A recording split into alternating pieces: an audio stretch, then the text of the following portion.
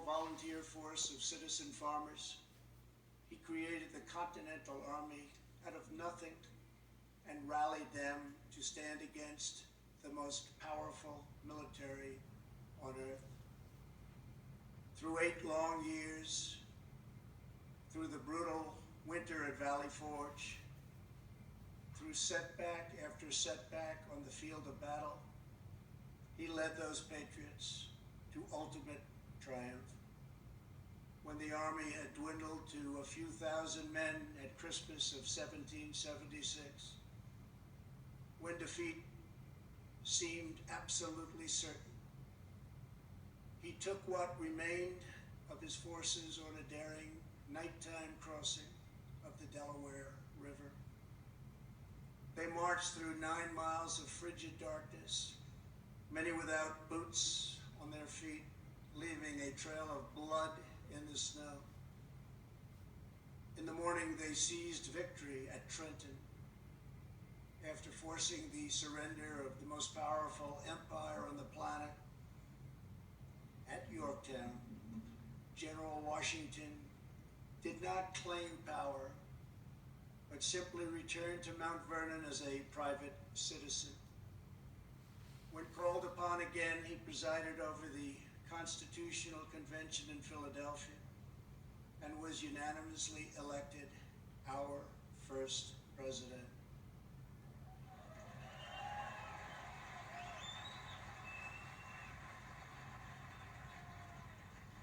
When he stepped down after 2 terms, his former adversary, King George, called him the greatest man of the age. He remains first in our hearts to this day. For as long as Americans love this land, we will honor and cherish the father of our country, George Washington.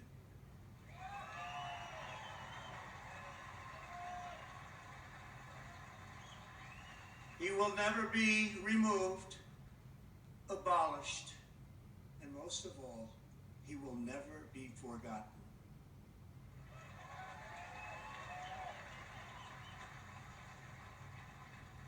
Thomas Jefferson, the great Thomas Jefferson, was 33 years old when he traveled north to Pennsylvania and brilliantly authored one of the greatest treasures of human history, the Declaration of Independence. He also drafted Virginia's Constitution and conceived and wrote the Virginia Statute for Religious Freedom, a model for our cherished First Amendment. After serving as the first Secretary of State and then Vice President, he was elected to the presidency. He ordered American warriors to crush Barbary pirates. He doubled the size of our nation with the Louisiana Purchase. And he sent the famous explorers Lewis and Clark into the West on a daring expedition to the Pacific Ocean. He was an architect, an inventor, a diplomat, a scholar, the founder of one of the world's great universities, and an ardent defender of liberty. Americans will forever admire the author of American freedom, Thomas Jefferson.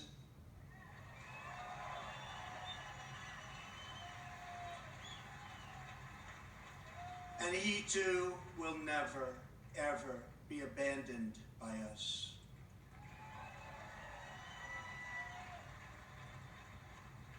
Abraham Lincoln, the savior of our Union, was a self-taught country lawyer who grew up in a log cabin on the American frontier.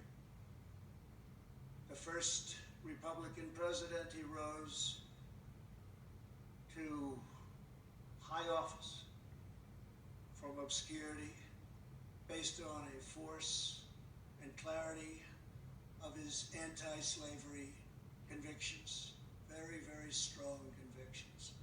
He signed the law that built the Transcontinental Railroad. He He signed the Homestead Act, given to some incredible scholars as simply defined ordinary citizens free land to settle anywhere in the American West. And he led the country through the darkest hours of American history, giving every ounce of strength that he had to ensure that government of the people, by the people, and for the people did not perish from this earth.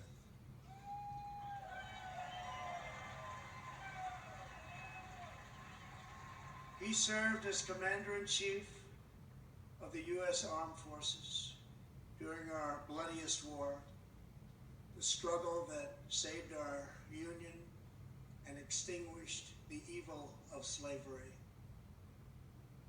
Over 600,000 died in that war. More than 20,000 were killed or wounded in a single day in Antietam. At Gettysburg 157 years ago, the Union bravely withstood an assault of nearly 15,000 men and threw back Pickett's charge. Lincoln won the Civil War. He issued the Emancipation Proclamation. He led the passage of the 13th Amendment, abolishing slavery for all time.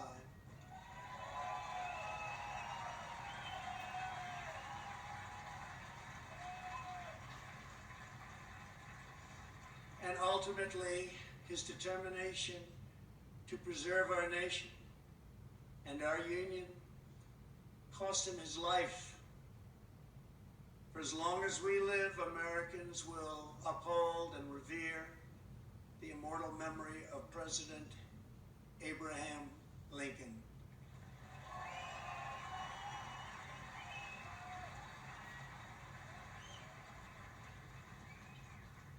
Theodore Roosevelt exemplified the unbridled confidence of our national culture and identity. He saw the towering grandeur of America's mission in the world, and he pursued it with overwhelming energy and zeal. As a lieutenant colonel during the Spanish-American War, he led the famous Rough Riders to defeat the enemy at San Juan Hill. He cleaned up corruption as police commissioner of New York City, then served as the governor of New York, vice president, and at 42 years old, became the youngest ever president of the United States.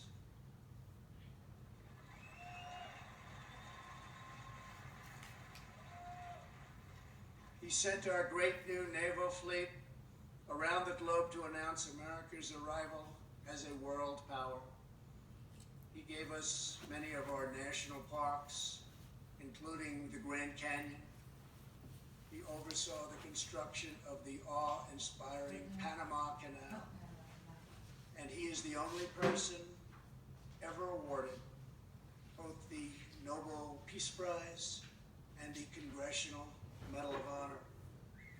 He was American freedom personified in full.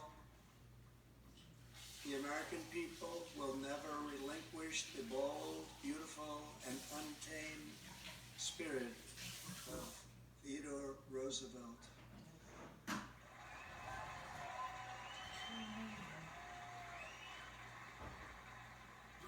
No movement that seeks to dismantle these treasured American